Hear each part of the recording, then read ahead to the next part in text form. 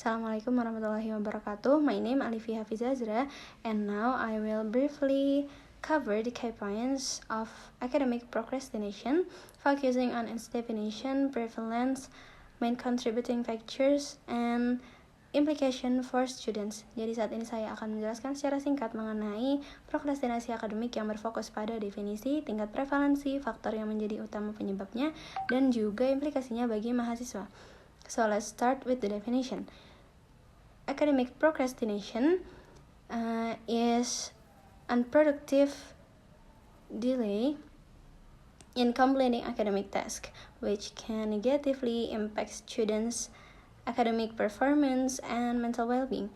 Jadi pada penelitiannya, prokrastinasi akademik adalah penundaan yang tidak produktif dalam menyelesaikan tugas akademik yang mana bisa memiliki dampak negatif pada performa akademik dan juga kesejahteraan mental mahasiswa. This behavior is more than just putting things off. It often involves emotional factors that make it harder for students to stay on track. Jadi ini bukan hanya sekedar hal menunda, tetapi juga seringkali melibatkan faktor emosional yang membuat mahasiswa kesulitan untuk tetap fokus. So next, let's look at the level of procrastination among students. Jadi sekarang mari kita lihat pada tingkat prokrastinasi di kalangan mahasiswa. Research shows that procrastination is common. Penelitian menunjukkan bahwasanya prokrastinasi ini sudah umum terjadi. Approximately 35.7% of students delay routine academic tasks like weekly reading assignments. Jadi ada sekitar 35,7% mahasiswa menunda tugas rutinan seperti membaca rutin mingguan. About 31.4% put off studying for exam, dan juga sekitar 31,4% mahasiswa menunda belajar untuk ujian, and 22.5%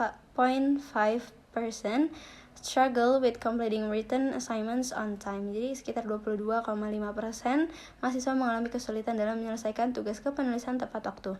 These numbers highlight how widespread this issue is in academic settings. Jadi angka ini menunjukkan betapa meluasnya masalah ini dalam lingkup akademik. So there are three main factors contribute to academic procrastination. Jadi ada 3 faktor utama yang menyebabkan prokrastinasi akademik terjadi. The first, perfectionism. Many students set very high standard for themselves.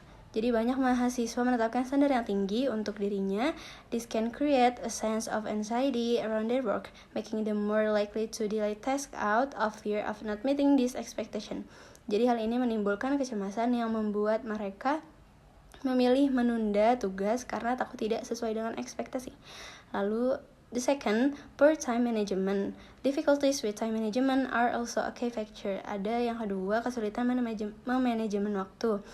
Yaitu mahasiswa kesulitan dalam memanajemen waktu adalah faktor kunci. When students struggle to prioritize and manage their time effectively, they often end up procrastinating on important tasks. Jadi, ketika mahasiswa itu mengalami kesulitan dalam mengatur prioritas dan juga waktu, mereka akhirnya menunda tugas-tugas yang penting. And the third, anxiety. Anxiety plays a significant role as well. Students with higher levels of anxiety are more likely to delay their academic task, as the stress can make starting or completing assignments feel overwhelming. Jadi, anxiety sendiri merupakan suatu hal yang menjadi faktor signifikan dalam prokrastinasi. Yang mana mahasiswa dengan tingkat kecemasan ataupun anxiety yang tinggi, mereka biasanya menunda dalam mengerjakan tugas mereka karena stres yang dialami membuat mereka kewalahan untuk memulai maupun menyelesaikan tugas yang ada. So finally, what does this mean for students and educational institution? Jadi apakah artinya ini semua untuk mahasiswa dan juga institusi pendidikan? The implications are clear. Interventions are necessary to help students manage procrastinations. Jadi implikasinya di sini sangatlah jelas bahwasanya intervensi itu perlu diberikan untuk mahasiswa dapat memanage ataupun mengatur dari kecemasan yang menunda-nunda tersebut.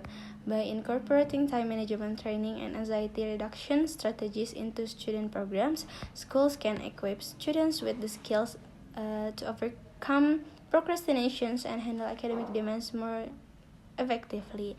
Jadi dengan membuat pelatihan manajemen waktu dan juga cara untuk mengurangi anxiety ini dalam suatu program mahasiswa, diharapkan nantinya institusi dapat membekali mahasiswa agar mampu menghadapi tekanan akademik dengan lebih baik.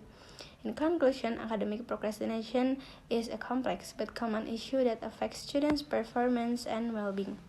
Kesimpulannya, prokrastinasi akademik adalah suatu hal kompleks dan juga umum terjadi di kalangan mahasiswa yang mana memiliki dampak pada performa akademik dan juga kesejahteraan mental mereka.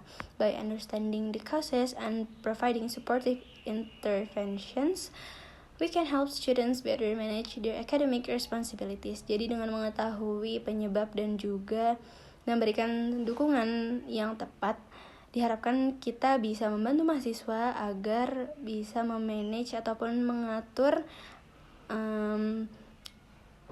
akademik mereka dengan lebih baik ke depannya. Thank you for your attention. Sekian, terima kasih.